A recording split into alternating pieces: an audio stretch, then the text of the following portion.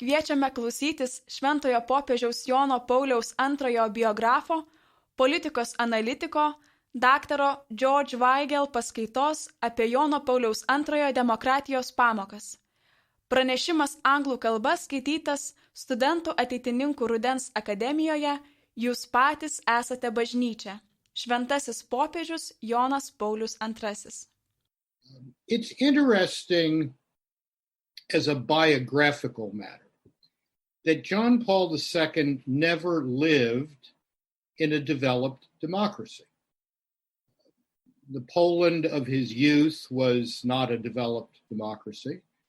He ministered as priest and bishop under a communist regime in Poland. The Vatican is not a democracy.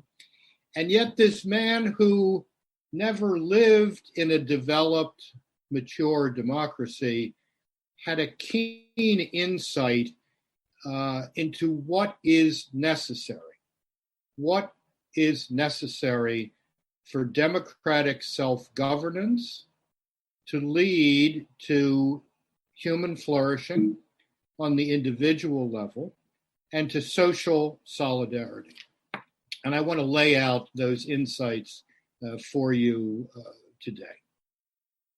We find them in several key texts of John Paul II, which I hope all of you will read if you have not done so already.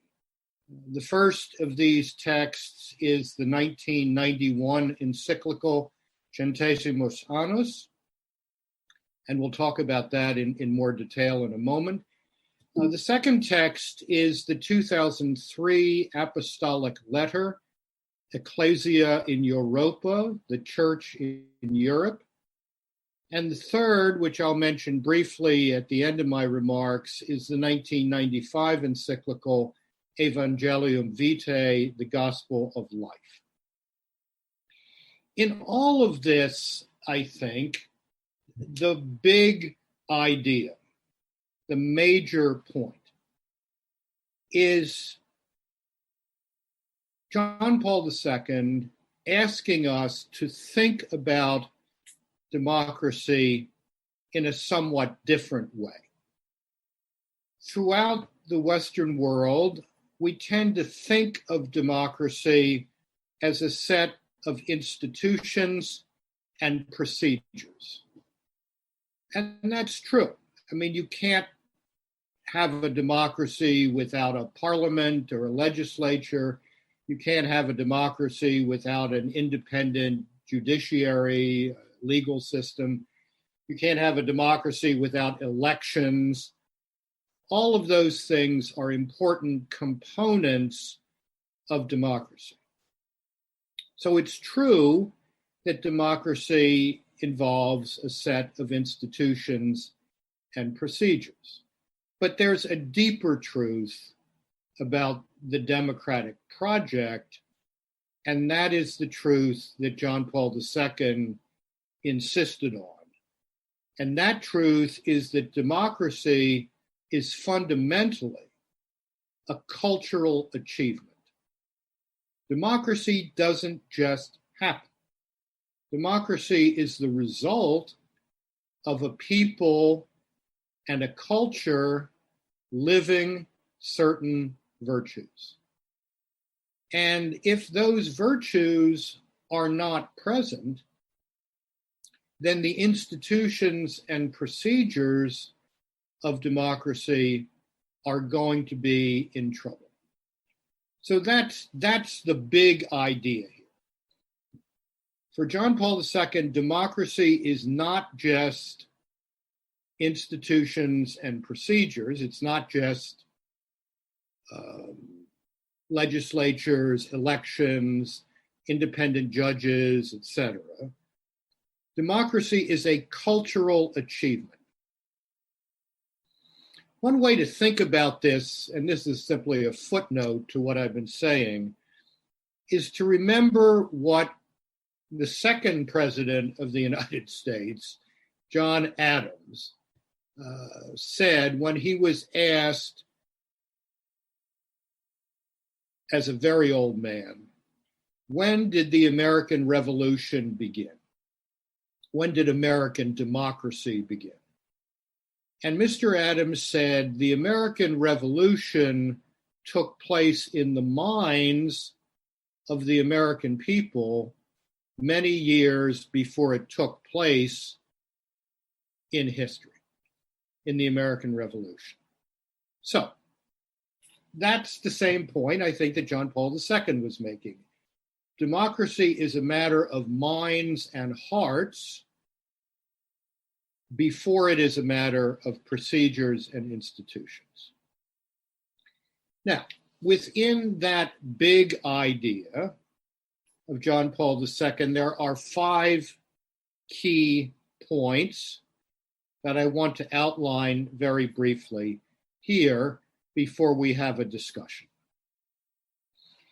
The first key point, and this comes from the encyclical Centesimus Annus, is that the free and virtuous society of the 21st century is composed of 3 interlocking parts. There is a democratic political community, a democratic polity. There is a free economy, which the market, not the state, is the primary economic actor. And there is a vibrant public moral culture.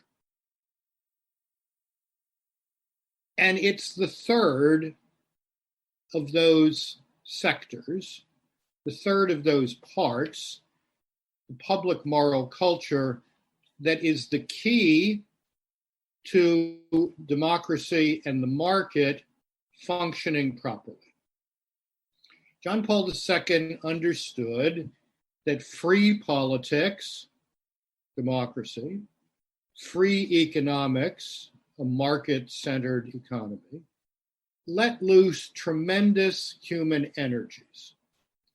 What guides and tempers those energies so that they lead to human flourishing on the individual level and social solidarity in the public?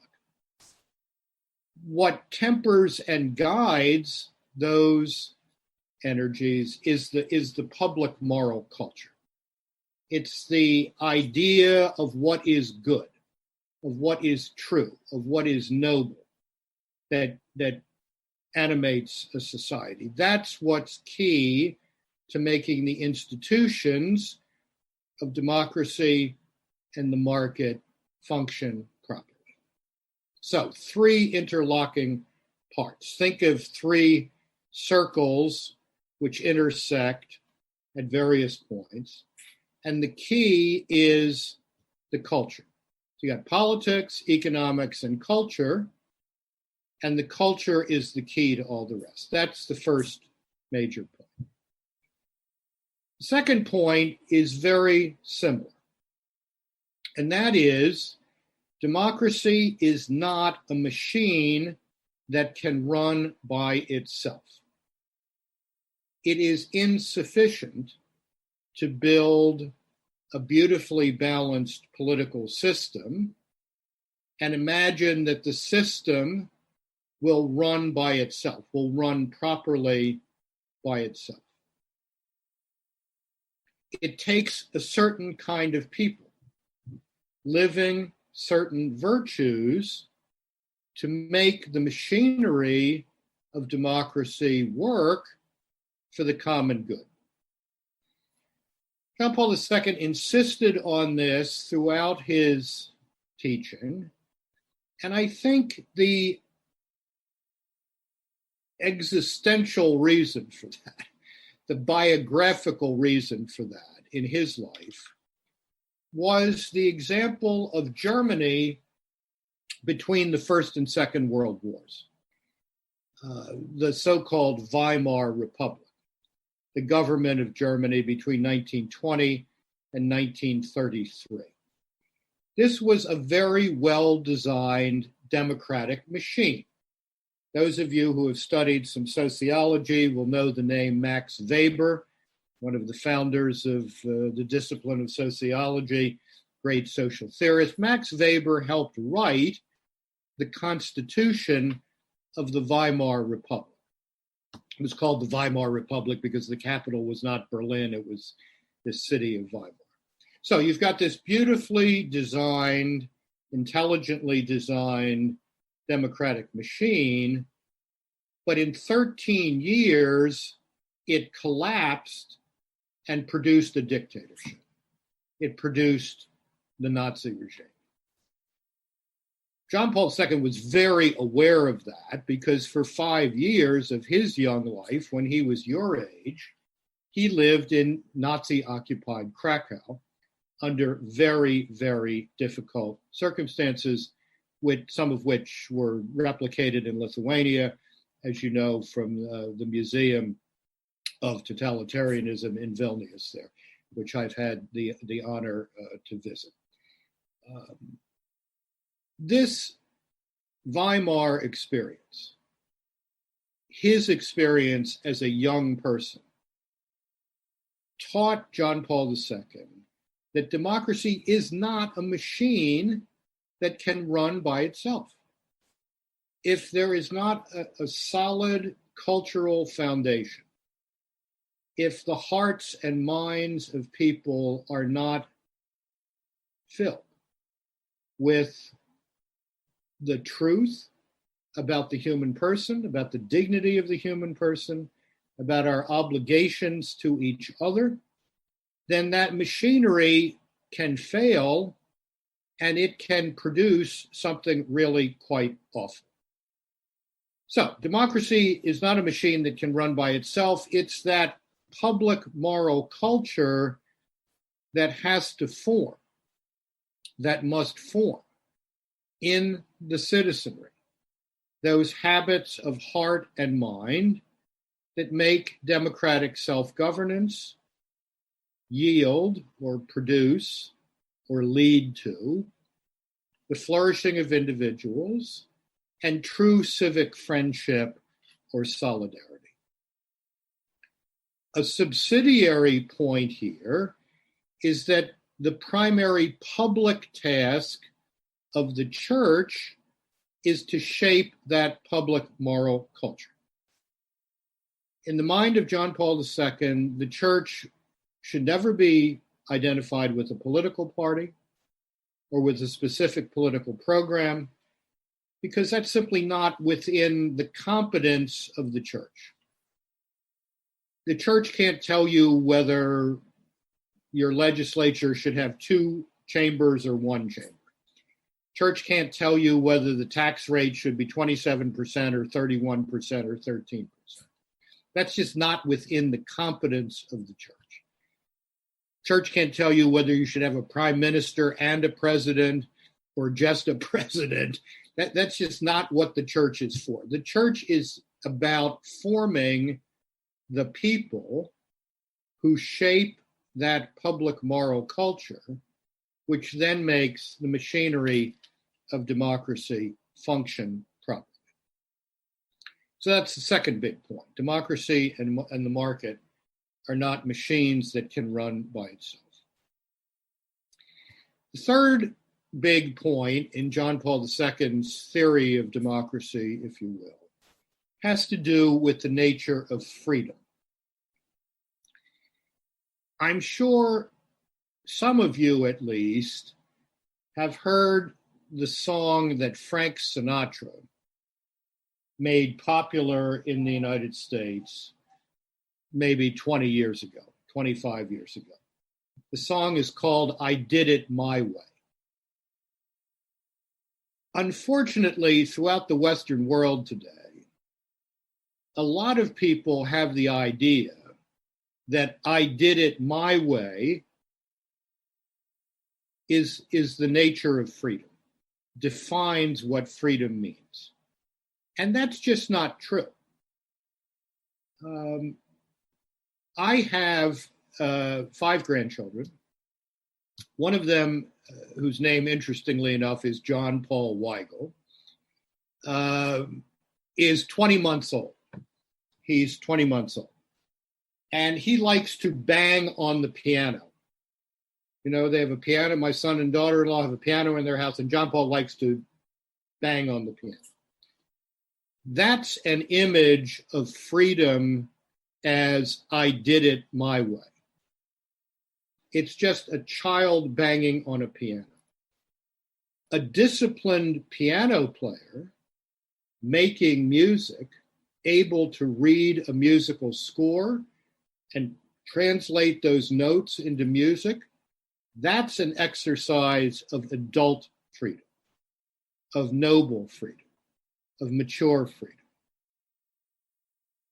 To put this a different way, John Paul II would say that freedom must be tethered to truth. It must be tied to the truth about the human person. And freedom must aim at goodness if freedom is not to self-destruct, if freedom is not to consume itself. Freedom is not a matter of the will so much as it is a matter of reason. Now, the question of whether freedom is about will or reason is a very old one in the Western world. If any of you are studying the history of philosophy, you will have heard of William of Ockham, a 13th, early 14th century Franciscan philosopher, and all of you, I'm sure, have heard of St. Thomas Aquinas. Aquinas taught that freedom is fundamentally a function of reason. It's our capacity, freedom is our ability to know what is good and to choose what is good as a matter of habit. And that's a function of the reason. First, I mean, the will comes into play in the choosing, but the first thing is you got to know the good. Occam said, "Will freedom is simply will." This was a very bad idea. It has done a lot of damage in Western civilization over the past 700 years. But it's very much alive today. A lot of the agitations we experience in our countries these days involve this false notion of freedom as merely willfulness. I want to do this, therefore I have the right to do this, therefore the law should allow me to do this, and it doesn't make any difference what this is, as long as no one else gets hurt. That's a very immature understanding of freedom. That's the 20-month-old banging on the piano. So one of the things that is most urgent to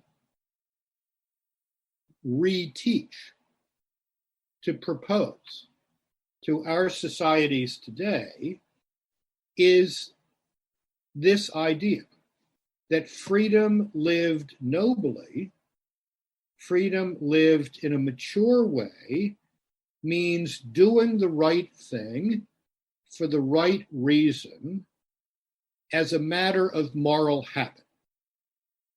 And those of you who know some Latin know that the word habitus in Latin is often translated as virtue. So freedom and virtue go together. Freedom is not neutral, if you understand freedom correctly. Freedom is not some neutral capacity to choose that can choose anything. As you know, throughout the Western world, we have a large ongoing argument about the practice of abortion. The people who favor legalized abortion are often called pro-choice people. And the question we always have to pose to them is, choose what? Choose what? Complete the sentence. don't just talk about choice. Choice is willfulness. Choice is a 2-year-old. Choose what? And then publicly, freedom means, as John Paul II said in a homily, a sermon in my native city of Baltimore in 1995, freedom is having the right to do what we ought. Freedom in society means having the right, constitutionally or legally defined, to do what we ought to do. So, point here again is that freedom is not simply choice. Freedom involves truth, and freedom involves goodness. Fourth key point in the democratic theory of John Paul II involves what we often call in political science today, civil society. This is a terribly important point, and it begins from the idea, from the premise, that a democratic society is not just a matter of individuals and the state.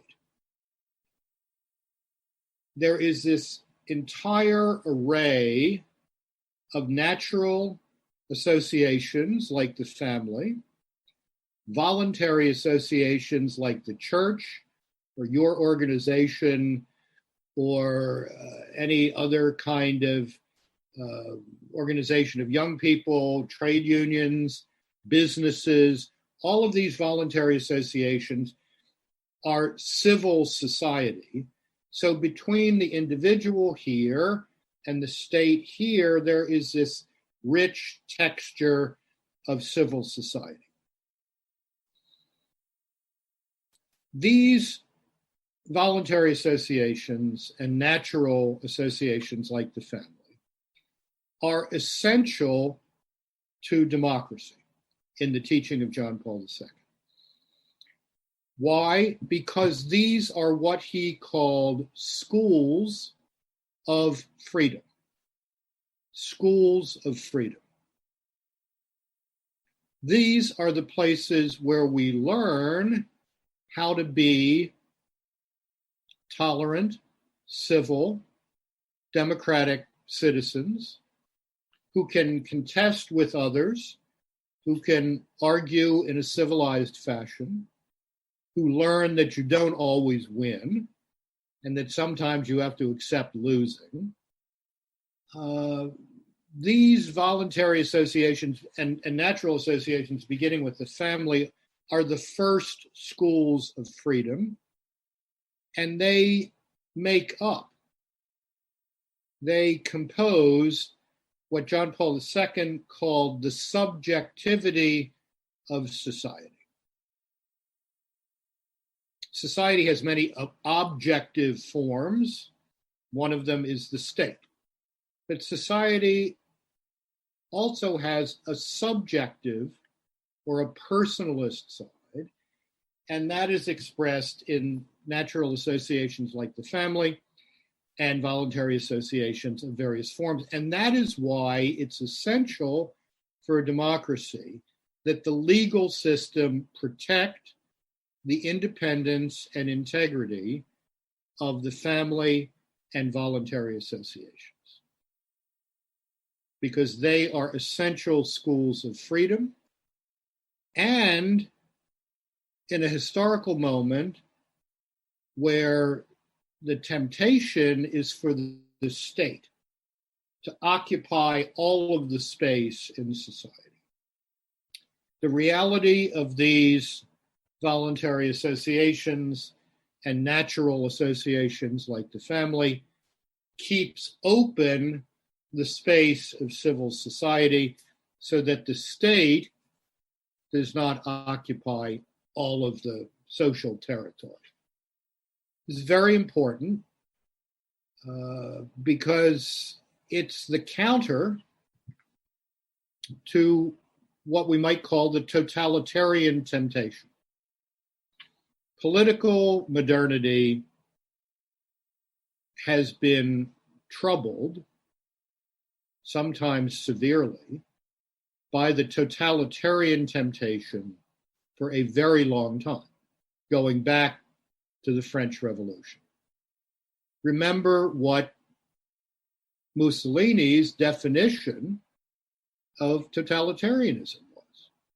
Everything for the state, everything within the state, nothing outside the state.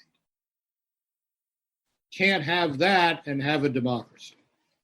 So, civil society, voluntary associations, family, church, trade union, business corporation, political parties, all of these are essential features of a true democracy and help democracy resist that totalitarian temptation. Finally, the fifth point in all of this, in this democratic theory of John Paul II, comes from the encyclical Evangelical Vitae of 1995 on the so-called life issues. And here the Pope raised some very serious warnings about the democratic future. He warned that if what we can know to be wrong, like abortion or euthanasia, is defined legally as a right, then democracy is in serious trouble. When wrongs are defined as rights, democracy is in serious trouble. That's what happened under totalitarian systems. The other problem here, which I think is perhaps an even graver problem throughout the Western world today, is the problem that John Paul II's successor called the dictatorship of relativism, by which he meant the use of coercive state power, legal power, the power of the law, the power to fine people, penalize them financially, put them in jail, to enforce or impose a relativistic morality on all of society. And this is a struggle in every democratic society in the Western world today to resist this dictatorship of relativism. Over time, the best defense against the dictatorship of relativism is what John Paul II called a culture of life, a culture that cherishes human life from conception until natural death, a culture that regards our lives as a gift to us, a culture that helps us understand that we, having been given the gift of life, have an obligation to make our lives into gifts for others. That's an important part of making the democratic project work. Last thought, and then we can have some discussion. In the United States here, we often use the phrase, the democratic experiment. I've used the phrase, the democratic project here, but you can also say the democratic experiment. Why use that terminology? Why use that word? Because, as John Paul II understood, there is nothing given, nothing secure about a democracy. Democracy is an ongoing, continuing, never finished experiment in whether a people can be self-governing in ways that lead to their flourishing and social solidarity. And the key to making the democratic experiment work lies in culture. Culture, comes first. And that is why it's so very important that you are part of this Catholic Association of Students, which is trying to think about what the church has to offer to the public culture of Lithuania, so that your young democracy can flourish in the future. That's the task, the public task that each of you has, and it's going to be your task for the next 50 years, at least. This is never over. It's always going on. So the more you can furnish your mind and develop your heart now to take up that task, the greater contributions you will make to Lithuanian democracy and a true living of freedom in your country in the future. So that's what I think John Paul II has to teach us about democracy. I hope that's of some interest and maybe even use to you. And I'll now be happy to answer any questions. We have already one question. So, Audros?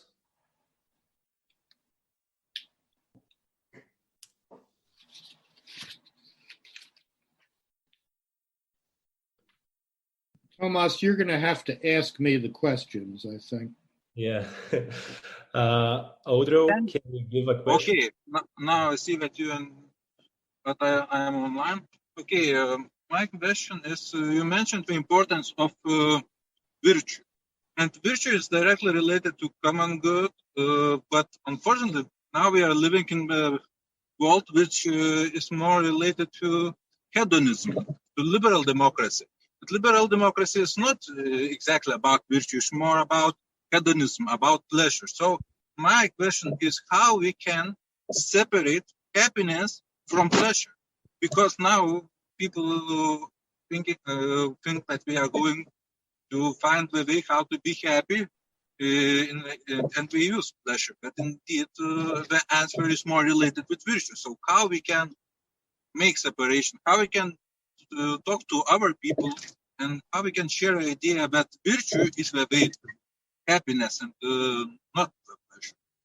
That is my question. Well, that is a very good question and a very large question. Let me say several things here. First of all, I think, we could spend hours arguing about what liberalism means. What I mean by liberal democracy is those institutions and procedures I talked about at the beginning. Regular elections, rotation of power, legislatures, majority rule but protection of minority rights, independent judiciary, free press, freedom of association, religious liberty, all of those things. That's what I mean by liberalism. That liberalism cannot work unless it is based on a culture that is truth and goodness oriented. Liberal institutions without a cultural foundation ordered to truth and goodness are going to fail. And in some respects, they're failing all over the Western world today. The notion that liberal political institutions necessarily imply what you rightly call hedonism is just a false idea. That was certainly not the idea of a great democratic theorist in England like Edmund Burke. Certainly was not the idea of the American founders, which not the idea of the founders of the European Union. I mean, if you had asked Alcide de Gasperi, Robert Schuman, Konrad Adenauer, whether hedonism and democratic self-governance could work together, they would have all said no, because they knew what had happened in the 1920s and 1930s in Europe, where a culture of hedonism, I'm sure many of you have seen the movie Cabaret, resulted in fascism and Nazism. The tough job we have as Catholics, and this really is a matter of gospel witness, evangelical witness, is to persuade our fellow citizens that virtue is liberating, that living the truth of human dignity is the true liberation. We have, and this means we have to contest this idea that freedom is merely willfulness. And it shouldn't be that hard to persuade people of this. If society is simply willful individuals bouncing around like billiard balls on a table, then you have no society. And it's impossible to have self-governance under those conditions. Those are the conditions that make for dictatorship. People cannot live with chaos.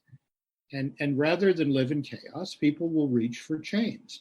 So here's where what John Paul II called the new evangelization and John Paul II's theory of democracy go together.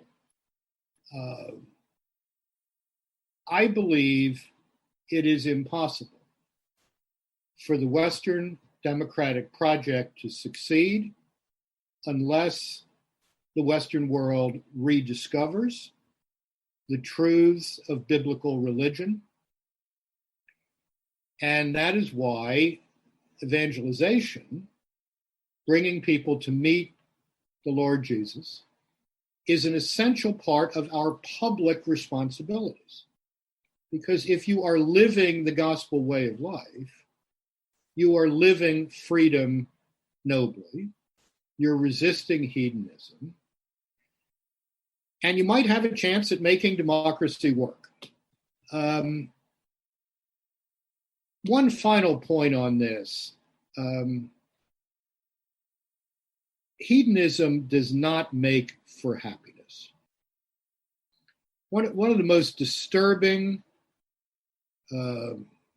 statistics, sociological statistics of our time is the suicide rate among young adults who have accepted this notion that freedom is willfulness, that hedonism makes for happiness, that doing it my way is the road to personal fulfillment.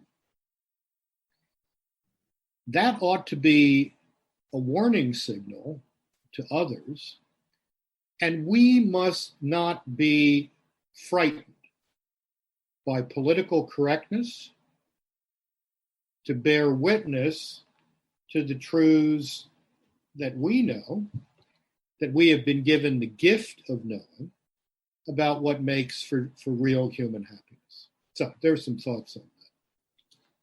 It's great to say that we have plenty of questions. Right now we have 4 people who have raised their hand.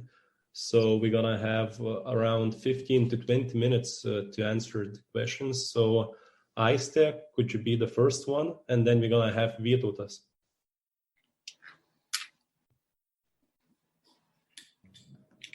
Good morning, Mr. Weigel. It's nice to see you. Thank you for your very interesting lecture and very inspiring lecture. And I have one question. So who is responsible for the public moral culture besides the church? Because there in Lithuania, there's no everybody Christians or Catholics. So who is other? Thank you. Good. Very good question again. Thank you. It's all of those institutions of civil society that I talked about. The church is obviously one of them, but political parties cannot be simply mechanisms to get people elected to public office. Political parties have to take the formation of political culture seriously. A huge challenge in all of this is the role of media, and particularly social media today. I will make a confession here, good Catholic habit. I am not a social media person. I am not on Facebook. I don't tweet, and I never will. Because I don't think you can have serious conversations in these formats. And it's going to be up to your generation, the generation of social media. Why did I just leave here? What's going on?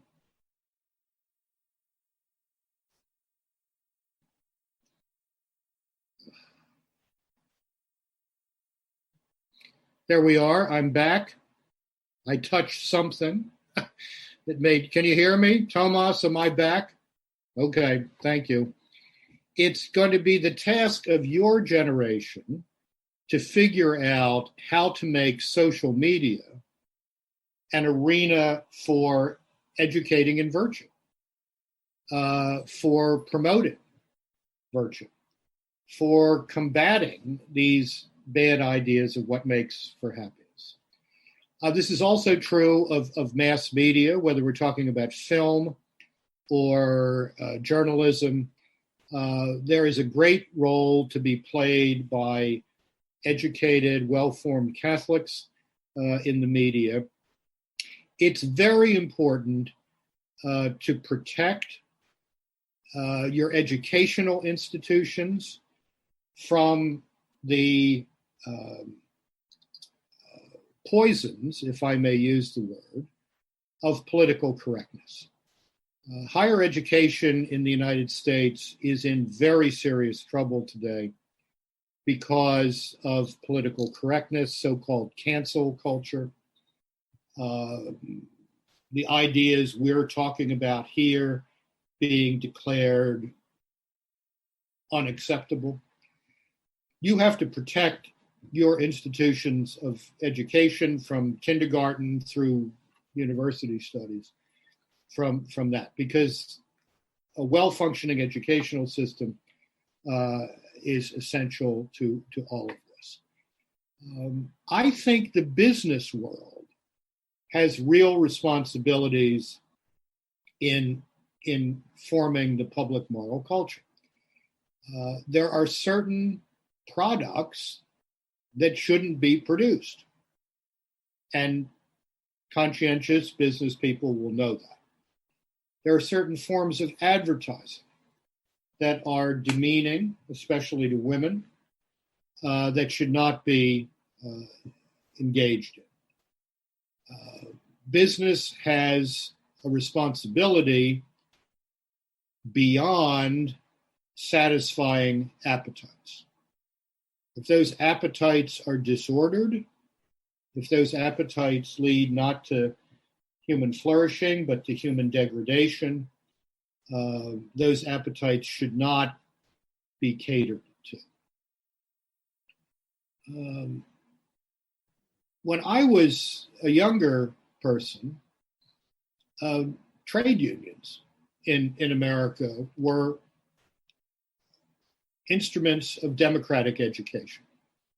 Trade unions helped defend workers, obviously, but they also helped educate people for democratic citizenship and educated people in the moral truths, the moral values that make democracy possible.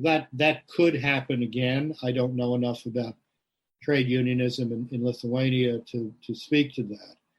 But that's another sector that can be very helpful. So those are some other things. But don't underestimate the capacity of the church to be a public educator. I think my book, Evangelical Catholicism, is available in Lithuanian. Some of you might want to take a look at that. It's a very John Paul II proposal for how the church of the 21st century should conduct itself. Each one of us, on the day of our baptism, was given a missionary commission. Matthew 28:19, go make disciples of all nations, was not addressed just to 11 guys on a mountain in Galilee 2,000 years ago. That was addressed to all of us, that you got that commission on the day of your baptism.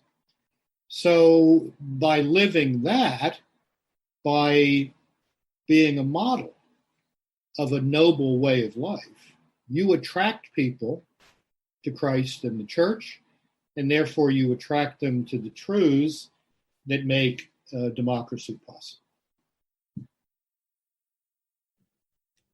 Okay. Before asking the question, please introduce yourself as well. It would be nice.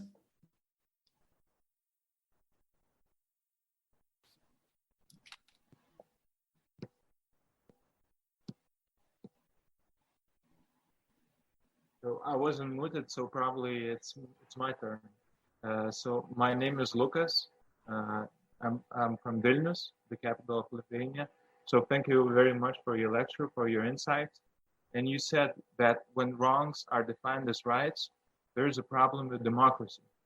So I would like to ask you about words, about the usage of words, because nowadays, especially in Lithuania, we have just had parliamentary elections, and we have political parties that use particular words in their campaigns. So, for example, joy, freedom, right, love, and those words automatically have like a positive meaning, and they use them as tools to get into the government, and people more and more they look at those words with political correctness and relativity, which makes them only to have a form, but it doesn't have any kind of virtues behind them. So and the words like virtue, like consciousness, like sin, they tend to become more and more unpopular. So and they are not used as much as those words that I have mentioned previously.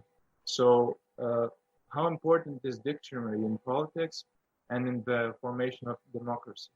Thank you. How important is what?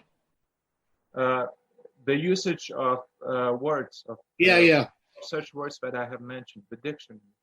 Thank you. No.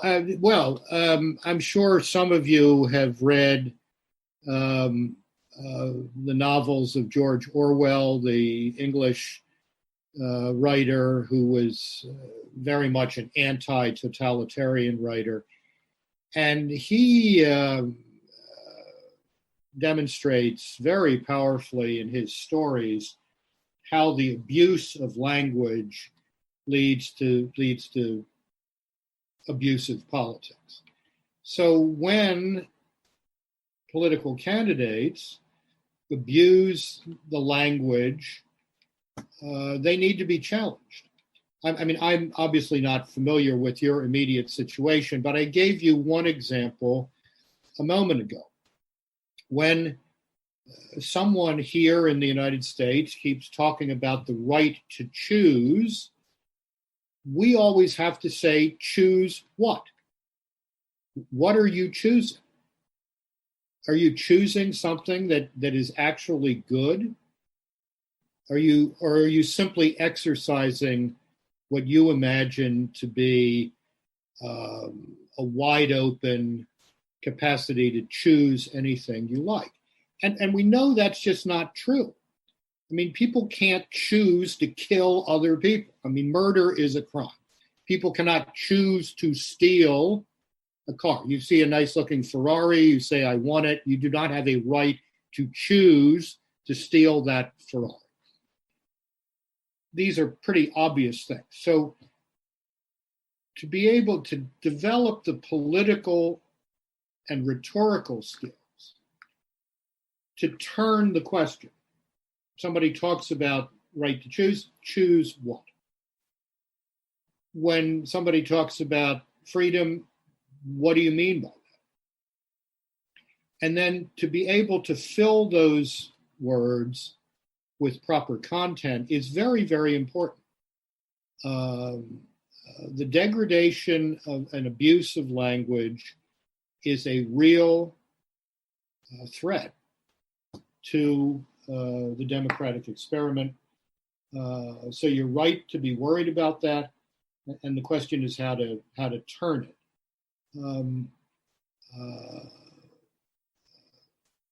So I hope that choice example helps.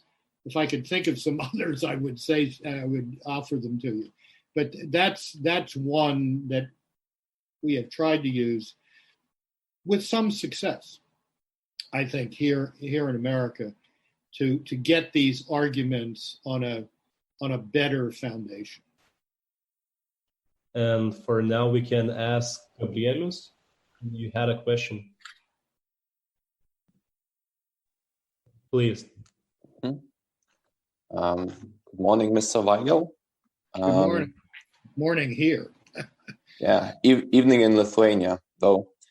I have a question to you. Do you prefer football or basketball? I played both. In terms of watching, I prefer football, meaning American football, not soccer. Okay. And I can't watch the NBA anymore. It's impressive. Okay. So you have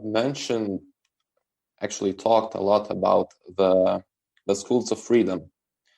And we have some institutions, and I believe this is not only a Lithuanian case, in which not the freedom is the spirit, not the freedom is being taught, but the competition, like something like the arena of American football, where the one who is successful is more appreciated, more respected. My question is, what might be done wrong previously, so now the institution is teaching not the freedom, but the competition? Thank you. Yeah, I'm not quite sure I understand the question, but in my view and my experience of sports, there's nothing wrong with competition. Competition can teach the common good. A basketball team cannot function simply as a group of individuals. I mean, even LeBron James has figured that out. A football team cannot function as simply individuals. Tom Brady has figured that out. So sports can teach a respect for the common good as well as for individual excellence. I think sports can also teach us that noble effort, even if it's not successful, is still noble effort. And that's an important lesson in a democracy, where we all have to learn how to lose politically, as well as learn how to win politically, how to be graceful winners and graceful losers. Competition is not an evil in itself. Competition becomes evil when it's, or socially destructive, when it's a matter of not making your own best effort in conjunction with others, but doing that in such a way as to crush other people.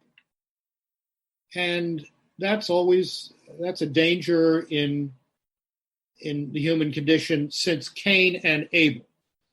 Cain and Abel had an unvirtuous competition, and it ended up with Abel's murder.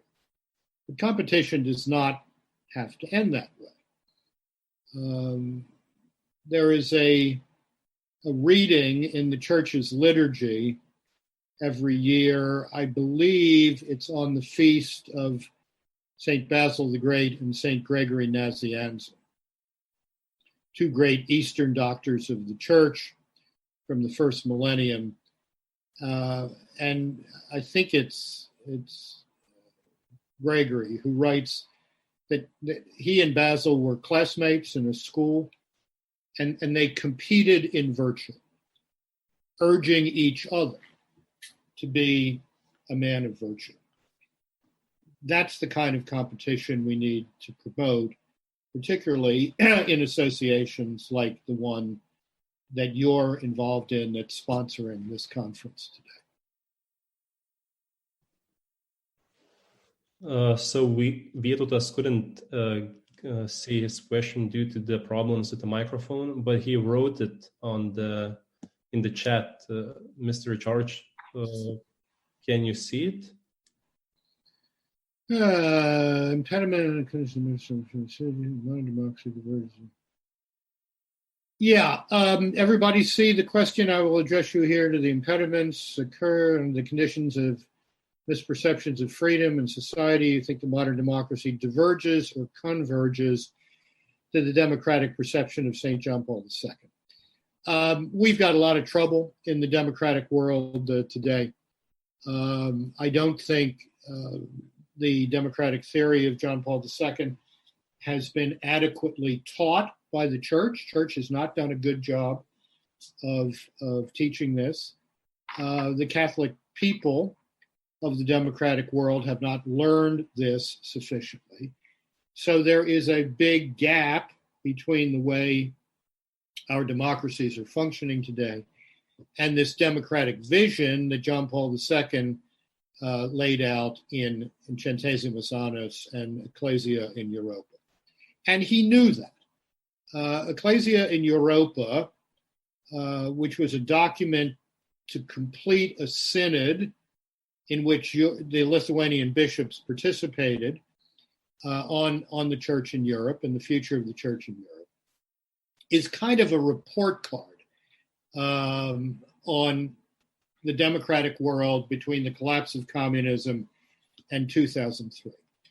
And the Pope raises some very serious questions about the way freedom is understood, freedom is being lived, and so forth.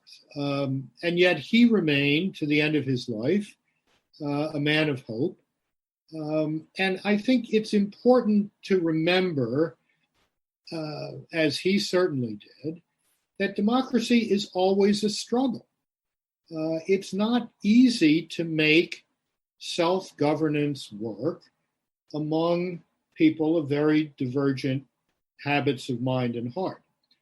But there again, it's the role of the church to help form that civic culture that can temper and direct the political energies of free people, that can discipline the language, as one of our colleagues mentioned a moment ago here, so that the democratic project has a chance.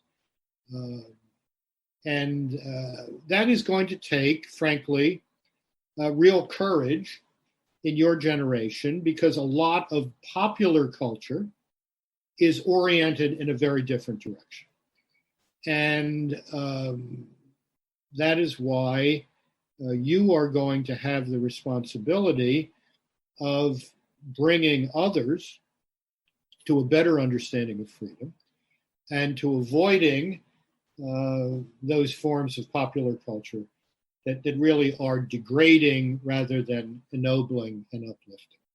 So that's a challenge in every time and place, but it's a particularly strong one now throughout the Western world, where we've got a decadence problem.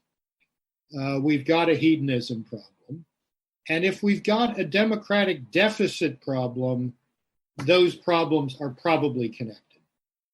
A decadent culture and society is not going to make democracy work indefinitely. We're going to get into this problem of the dictatorship of relativism, and that is going to be a serious threat to the future of freedom rightly understood.